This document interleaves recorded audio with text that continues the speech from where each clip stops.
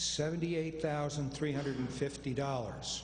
Since we have ceased debate, there will be no further debate. All those in favor of the amendment, the Davison amendment, please rise or raise your hand.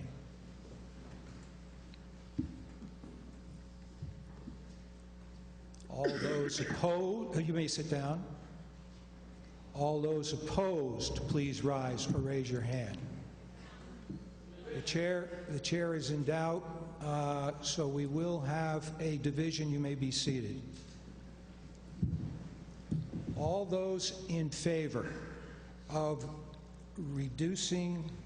amending the main motion so that it will become $15,078,350, please rise or raise your hand and remain standing until counted.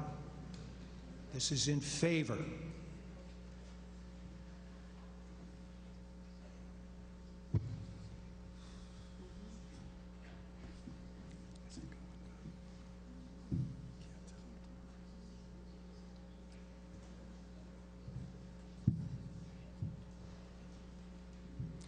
You may be seated. All those opposed, please rise or raise your hand and remain standing until counted.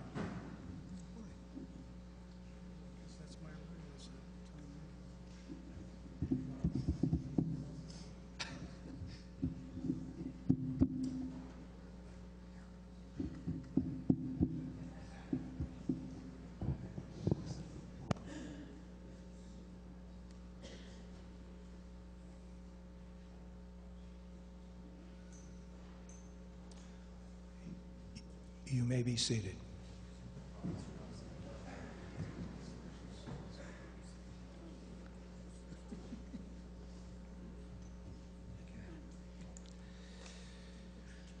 Listen to the results of your vote.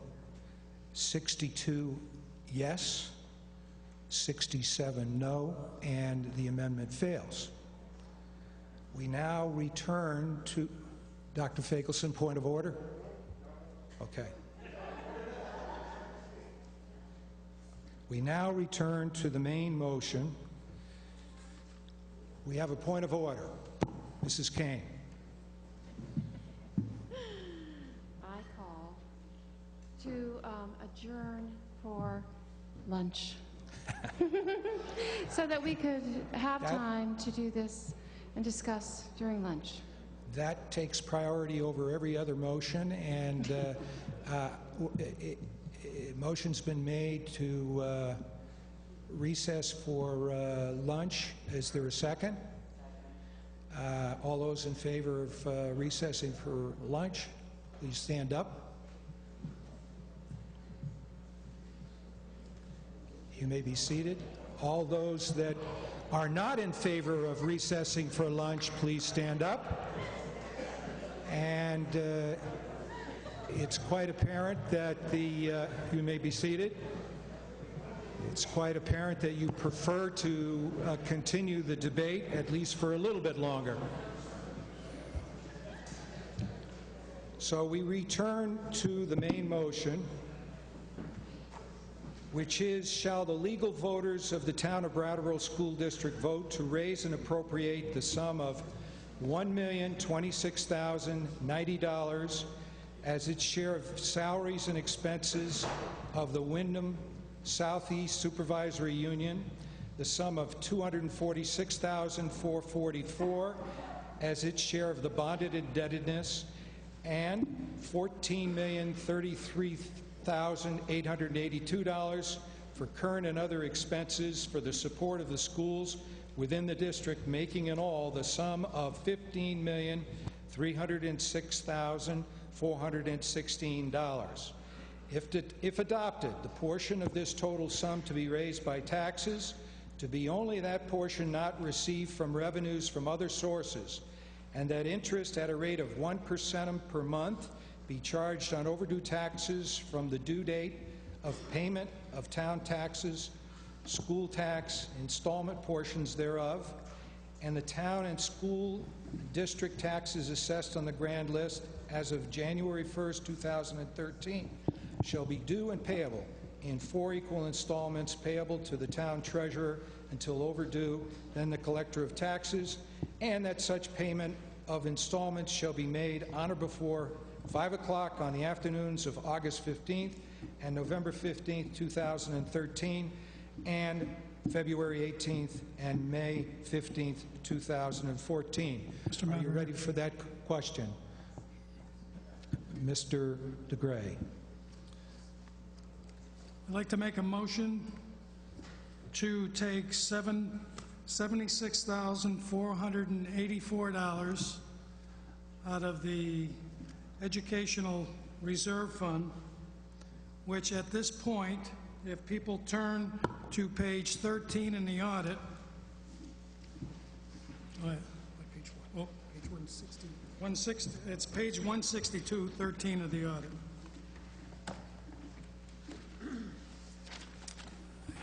I guess I would need a second on my motion. Thank you. If people look at that... All right, wait a minute, Mr. DeGray. Before you start debating it, let me make sure that I would like to restate it, make sure I've got it, and then I'll give you an opportunity to debate it. Okay. As my understanding is, your amendment is to take 76,000. Is it 76 or 77,000? $76,464 out of the Educational Reserve Fund and apply that in reduction of taxes? No? Apply, which would be, you apply it to the revenue stream, which would go towards the reduction of taxes. And apply it to the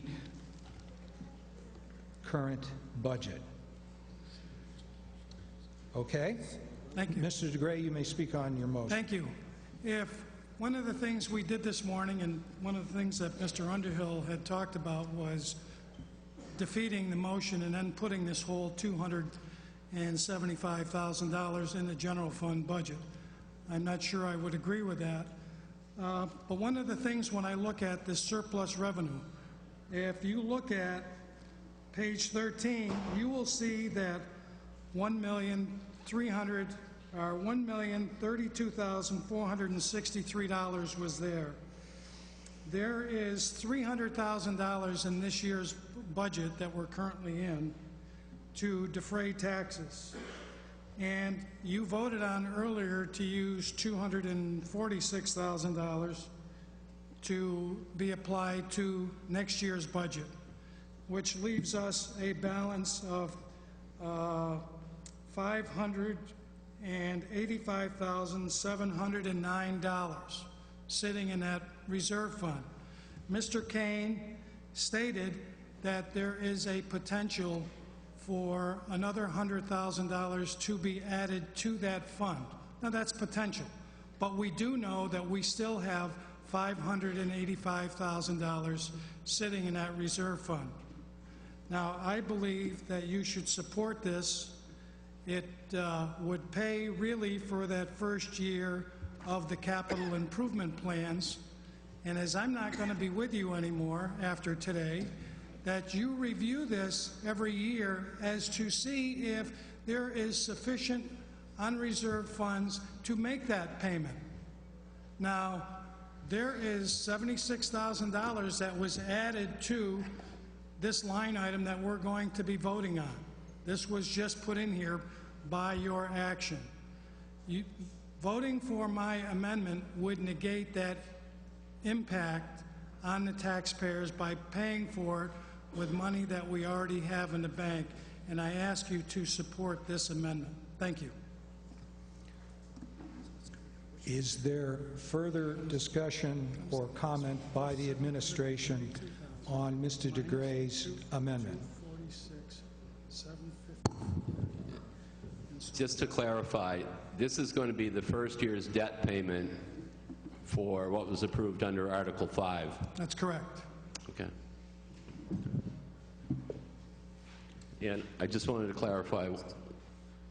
That's what this is for, the debt service payment, which comes in as revenue. So But I just want to clarify the legality. It's under Article 5, that stands alone with the vote that's occurred. Right. Okay? And we're dealing with the main money article, so I want to just make sure that it's legal to bring that money over under this article to fund that payment. I don't have any problem doing it. I just want to make sure we don't get it into any difficulties later. Point of order. I guess that when we are here, this is revenue that you can do that. We have done it before in the past where we have taken undesignated money and applied it towards capital projects. So I do believe that this is germane. I don't think that we can undo a I'm not vote that asking you we've to already undo. taken. I think your motion is in order, however, and then how the reserve funds would be applied would be up to the school board. Do you have a problem with that? No, because this revenue in would impact the tax rate that is set. This is money here that would show up in the audit, has to show up, that comes in as the revenue stream, that would affect the tax rate that's set on the Brattleboro taxpayers. Okay, so it would be my opinion, and Mr. Fisher, perhaps we should hear from you on this. This really is a legal question, but my sense is that we cannot tie this to an article that has already been voted. Thank you, Mr. Moderator. With regard to Article 5, that's already been disposed of. What I understand this motion to be is to still have the amount that is moved in this article to be the $15,306,416. The amendment is to appropriate out of the undesignated or the fund balance the sum of $76,464 toward this budget. So you still have the same amount that you are raising, it's just not being raised all through taxes. Mr. Kane, would you care to clarify that? If the body so votes, the board and myself would do that. But I think legally, with what happened under Article 5 and what's being done now, there's still more money than, that that additional money is still technically there. But, I mean, we'll go with the directive of the body.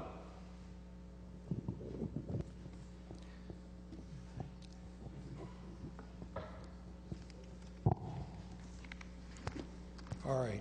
So at this point, the motion is Mr. DeGray's amendment on whether to apply $76,484 out of the Educational Reserve Fund to the current budget. Are you ready for that question?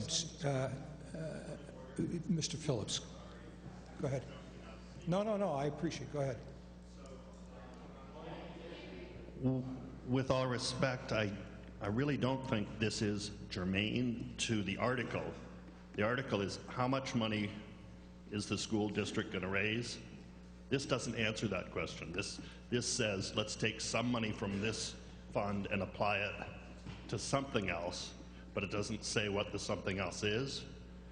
So we need a dollar amount. And the second part is the actual main motion referenced other revenue sources, and I don't know whether this was one of the other revenue sources, or for instance, whether the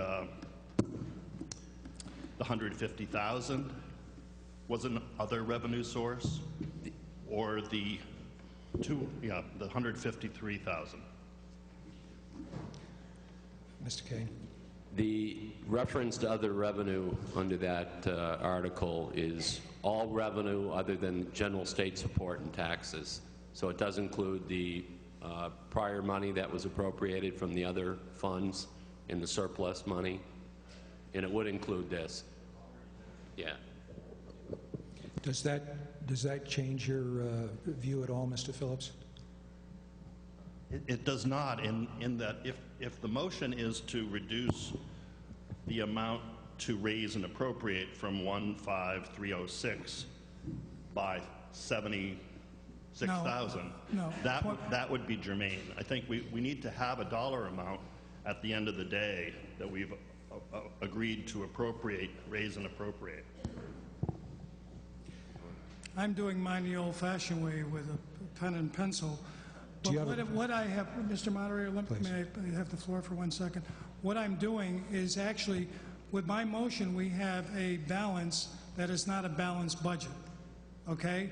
Because my motion is actually adding money to, my motion is to add $76,484, and when I get a second here, I'll do the math, to the budget, which is right now sitting at the budget that we're going to be voting on is $15,078,350. Am I correct? No. No, $15,306,416 because those amendments were defeated. So what I would be doing is adding money into the total budget. So right now you have a balanced budget. What I'm proposing to do is to add $76,000 of unreserved money to the budget, to the revenue stream of the budget, to, in essence, really offset the cost of the capital project. So if you would need me to have my motion state the total sum of the general, the budget that we would be voting on, because I would be amending the budget upward. But the key word is that money has to come from the educational reserve fund. It's not going to come from taxpayers. That's money that's already sitting there.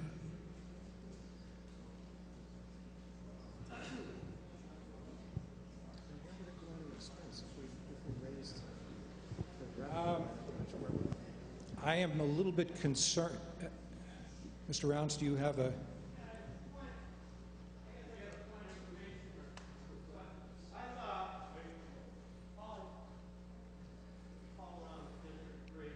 I thought under Article 6, we already dealt with the Educational Reserve Fund. And under that article, we said how much money we were going to move out of it. We've gone on and passed beyond Article 6. We did Article 7, so you cannot go back to an article, if I understand the way our stuff goes. So to take more money out of a fund that under state statute you have to already say you're taking out of that fund, I think that we're stepping into a pretty gray area and an area that's going to make it really complicated what's going on. You know what I think we've got to do here, because there are a number of different issues before us. For one, we're going to be here longer than lunchtime. So I think it's important, let's take the lunch break now. Let me, with Mr. DeGray, Mr. Kane, and anyone else that would choose to help assist us on this, see if we can work it out and come back to you with something that we're all in agreement on after lunch, 1 hour. And I would recommend that we get back by, unless there is objection, 1:45. Does anyone object to that? And let's recess until 1:45. Dick? Body has it right here. We're getting too much. They can take the money and they don't have to do it.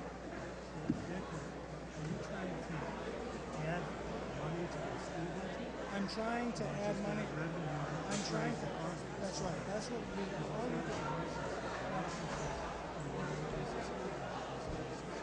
Actually, what you're doing is, but the caveat to that would be to take that $76,000 from that undesignated fund. That's right. And so actually what you're doing is it's a push. We just put 77. See, where's the green page?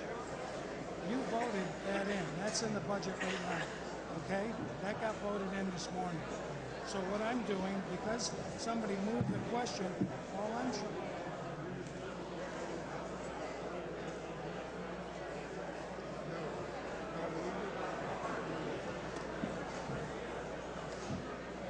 So what I'm trying to do is we have $585,000 sitting in that account. Jim Kane says there's another potential $100,000 coming in. Okay? So what I'm doing is I want to take this money here for this right here, but I'm just doing it as revenue. Well, what it does is it reduces the budget by $76,000. That's what that is. Sir, question. Are you referring to this page 13? Yep. And which is the... They've taken $300,000 out of that. There was $732 left. We took $246, whatever. And so $585,000. So that's where I wanted to use that money. I wanted to use